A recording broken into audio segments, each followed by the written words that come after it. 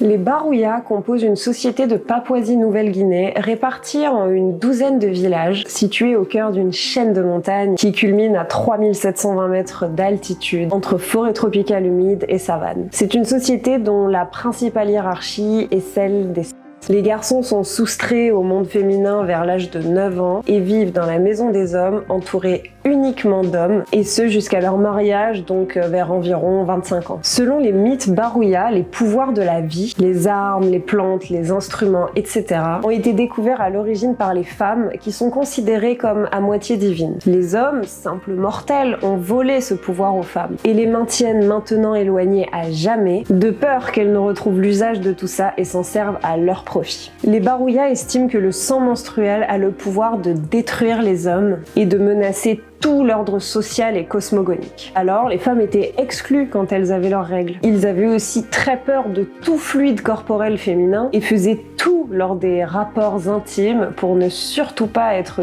touchés par un fluide qui aurait émané de la femme.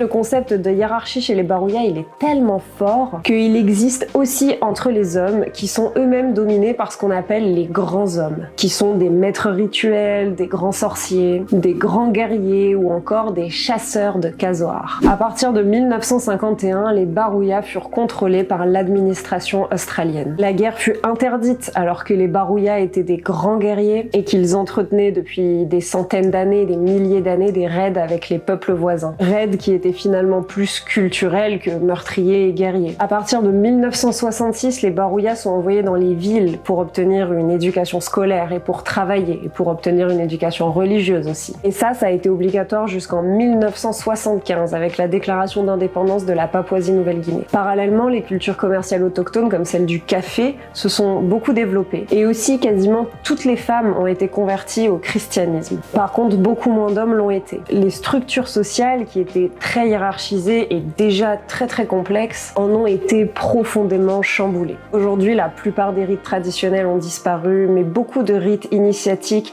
restent très répandus, mais peut-être un petit peu pour une forme de folklore.